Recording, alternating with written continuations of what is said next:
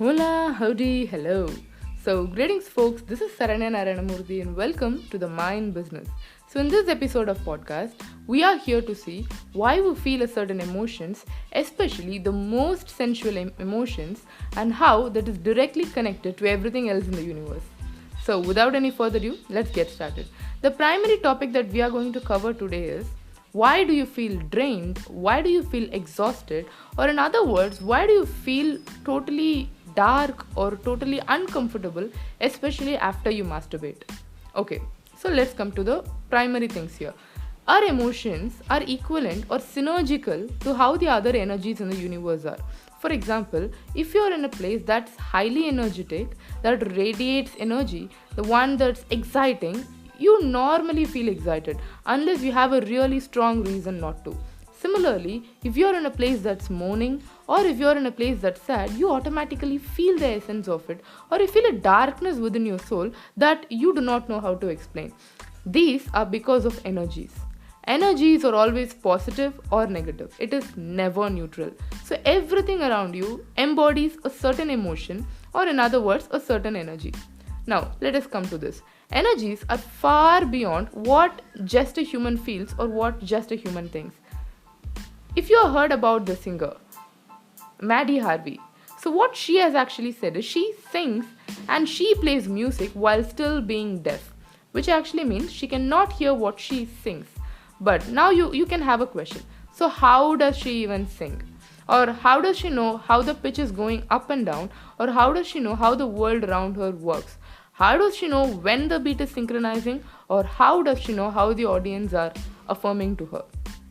Now, all of these again dwells back to how energies can be communicated to human in more than one forms. Not just in the way how you feel, but in the way things around you vibrate. Everything, the animate thing or a non-animate thing, has a certain energy around it, which is sometimes too loud if you choose to hear in more than one ways. So, especially for her, every ounce of music, every beat of the drum, every cheer of an audience spreads in terms of vibration, the sound waves. So now you might think, can a human actually pick that up?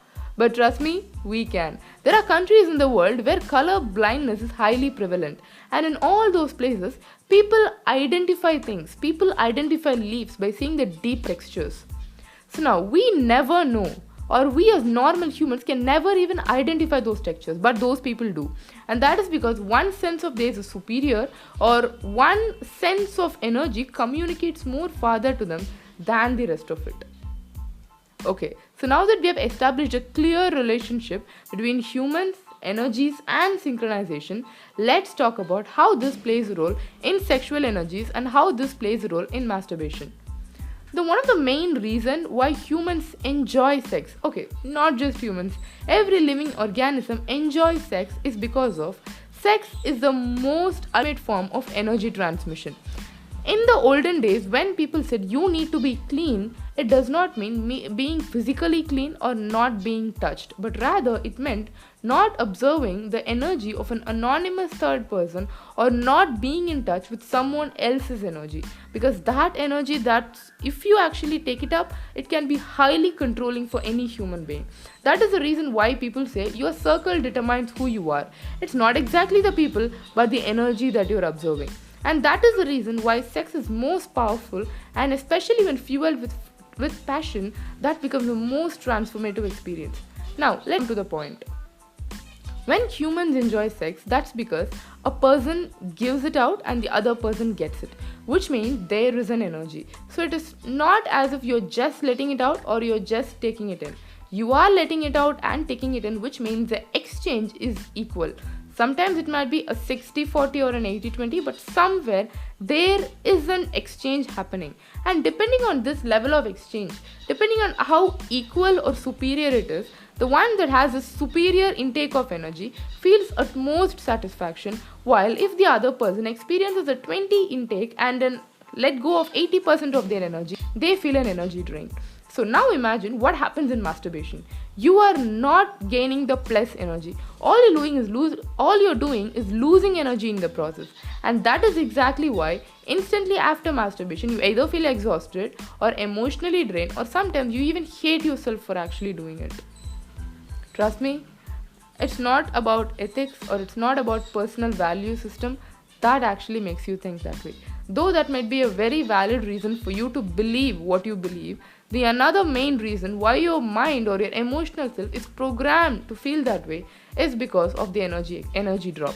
So now you might think, why do I feel only a certain times in that way? The other times I am outgoing, I am really happy after that. Okay, let's face it again. So, immediately after the drop of energy, if you're going to another place or if you're meeting someone who elevates your energy in a different way, it need not always be the sexual energy that you're acquiring. Sometimes, if you masturbate and then go to a place that makes you feel excited or makes you feel happier, the energy drain that happened in one place is compensated by the other. Energy does not come in categories. It comes in a unanimous form by which it's called as energy.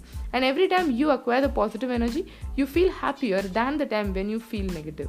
So the next time when you come across any of such situations or when you feel yourself going towards these things, have a consolidated or unconscious mindset of what exactly you're experiencing. And at that time, if you still feel a loss or a drop of energy, understand this is just the consciousness of the energy and not anything else related to that. And sometimes we link our personal values along with the energy because that makes us feel guilty, or sometimes less guilty when we decide to work on it the next time. So with that being said, let's be conscious of what happens within us and what happens to us so that when we take decisions, we are a step ahead and we take better decisions. So that being said, signing off for now, Saranyan Naranamurthy. I'll meet you up in the next episode.